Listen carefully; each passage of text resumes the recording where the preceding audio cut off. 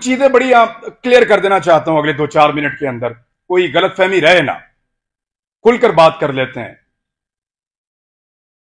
हमारे ऊपर पर्चे देने की औकात पॉलिटिशियंस की नहीं है। ये क्या बेचते हैं, पर्चा देंगे हम पे? कमजोर लोग, बुजदिल। ये इमरान खान पर्चा करवाएगा, नवाज शरीफ करवाएगा, आसिफ जरदारी पर्चा करवाएगा हम पे? ये औकात है पर्चा देने की इनकी? भाट साहब नहीं करवा सकते ये। इनकी क्या जरूरत है कि हमारे ऊपर पर्चा करवाएं? पर्चा मेरे पे हो या मीर शकील पे हो, अरशद शरीफ पे हो या साबिर शाकिर पे हो, समी भाई पे हो या भट्ट साहब आपके ऊपर हो या जमीर भाई आपके ऊपर हो, ये नहीं करवा सकते पर्चा। ये जो पर्चा हमारे ऊपर होता है ना, बगावत का, गद्दारी का, इसके कॉपीराइट ही नहीं है पॉलिटिशियंस के पास। हर चीज के कॉपीराइट्स होते हैं ना।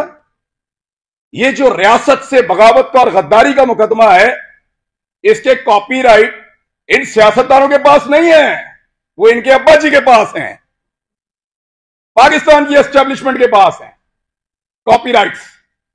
गद्दारी का पर्चा, बगावत का पर्चा, वो हम पे करवाएंगे। दुनिया के किसी मुल्क में ये पर्चे नहीं हो रहे, क्योंकि सब मुल्कों को इस बात का यकीन है कि उस मुल्क में रहने वाले शहरी उस मुल्क के वफादार हैं। सिर्फ पाकिस्तान के अंदर एस्टेब्लिशमेंट को इस बात का शक अभी बाकी है कि यहां पे गद्दार भी हैं और बागी भी हैं। क्यों शक करते हो? क्या मसला है आपका? ये कहना चाहिए, वो नहीं कहना चाहिए, सवाल ही तो पूछते हैं।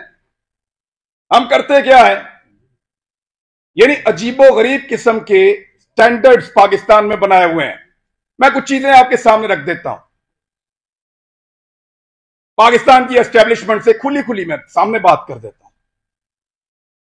आप गैरों की जंग में हमें धकेल दें तो आप मुहिब्बे वतन हैं, और हम आपसे ये पूछें कि इतने सारे बंदे क्यों मारे जा रहे हैं, तो हम गद्दार भी हैं और बागी भी हैं। आप बंद कमरों के अंदर फैसले करें इस मुल्क के 22 करोड़ अवाम के, तो आप मुहिब्बे वतन हैं।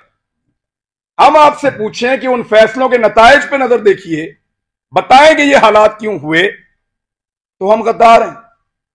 आप पाकिस्तान में बार बार रजीम चेंज ऑपरेशंस करें, मुंतखब हुकूमतों को गिराएं, तो आप मुहिब्बे वतन हैं। हम आपसे पूछें कि ये क्यों किया, तो हम गद्दार भी हैं और हम बागी भी हैं। आप वजीर आजमों के इंटरव्यूज करें और फैसला करें कि इसको बनाना है और इसको नहीं बनाना, तो आप मुहिब्बे वतन हैं। और हम जब ये कहें कि जनाब अवाम का फैसला होना चाहिए, ये 22 करोड़ लोग हैं, कीड़े मकोड़े नहीं हैं, तो हम गद्दार भी हैं और हम बागी भी हैं। यानी आप बगावतों के और गद्दारियों के मुकदमे दर्ज करवाएं जो पूरी दुनिया में नहीं हो रहे, और जब हम आपको यह कहें कि क्या हम बागी हैं, तो उस पर भी हम बागी हैं, उस पर भी हम गद्दार हैं। यानी अजीबो गरीब किस्म का क्राइटेरिया बनाया हुआ है। आप हमारे लिए, हमारे मुल्क की जमीन को तंग कर दें, तो आप मुहिब्बे वतन हैं, और हम अपनी जमीन पे आजादी से रहने का हक मांगे, तो हम गद्दार हैं, हम बागी हैं। आप खुदा ना खास्ता कभी हार भी जाएं, तो आप मुहिब्बे वतन हैं। और हम आपसे पूछें कि हुजूरे वाला ये क्या हुआ था, तो हम गद्दार हैं, हम बागी हैं। आप किसी एक तजर्बे में नाकाम हो जाएं, तो आप मुहिब्बे वतन हैं, और हम सिर्फ नाकामी की निशानदेही कर दें, तो हम गद्दार हैं, हम बागी हैं। हम हंसे तो गद्दार हैं, रोएं तो गद्दार हैं, बोले तो गद्दार हैं, चुप रहें तो गद्दार हैं, बात करें तो गद्दार हैं, ना करें तो गद्दार हैं, हम सवाल करें तो गद्दार हैं, जवाब मांगे तो गद्दार हैं, जवाब ना देने पर रिएक्ट करें फिर गद्दार हैं। क्योंकि हम पैदा हुए हैं हुजूर गद्दारी के लिए। हमारे गलों में ना तख्तियां डालो और हमें चक्कर लगवाओ पाकिस्तान के गद्दार लिखकर, हमारे माथों पे लिखो गद्दार, इधर यहां लिखो, या गोली मार दो, हमारे लिए वो ज्यादा आसान होगा। तकलीफ होती है। अरशद शरीफ ने किसके लिए आवाज नहीं उठाई थी? आप सारे गवाह हैं।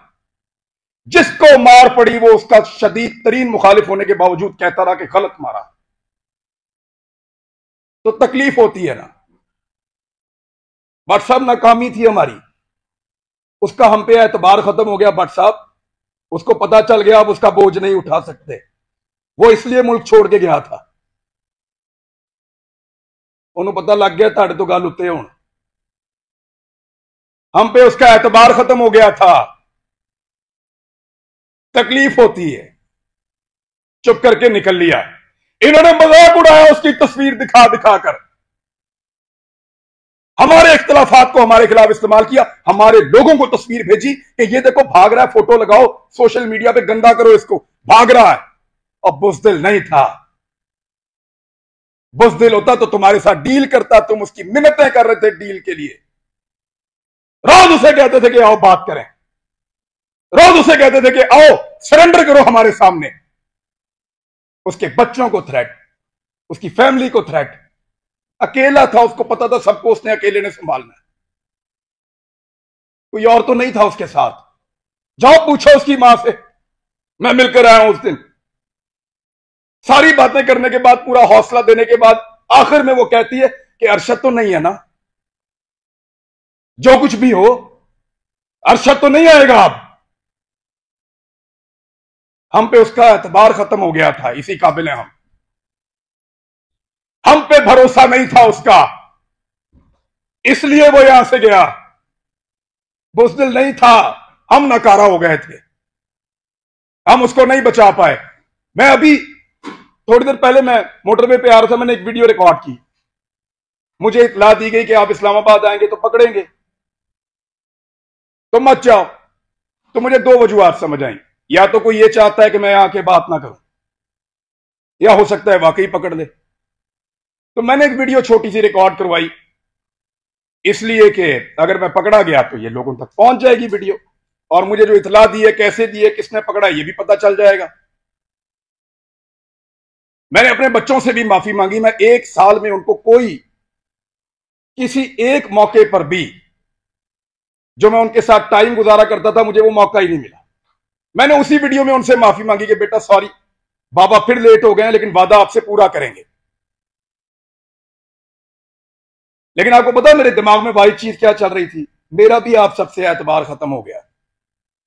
आखिर में मेरे दिमाग में यह आ रहा था कि अरशद नहीं है, बोलेगा कौन। वही था, सबको इकट्ठा करके वहां अदालत में पहुंच गया। क्यों पकड़ा उसको? हौसला देता था, डट कर खड़ा था, हर जगह उसने आवाज उठाई और पूरी कोशिश की उसने कि यह मुश्किल वक्त गुजर जाए।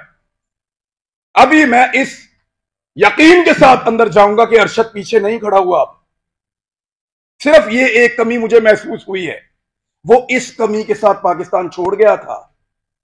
वो तकलीफ मैंने आज पहली मर्तबा महसूस की है कि जब वो ये मुल्क छोड़कर जा रहा था तो वो कितना बेबस था, और उसका हमने मजाक उड़ाया कि फलां फ्लाइट से निकल गया, इस तरह निकल गया, इस तरह भाग लिया। उसने मुझे फोन पे बताया, इमरान तुझे पता है मैं कैमरे में जानबूझकर मुस्कुरा रहा था,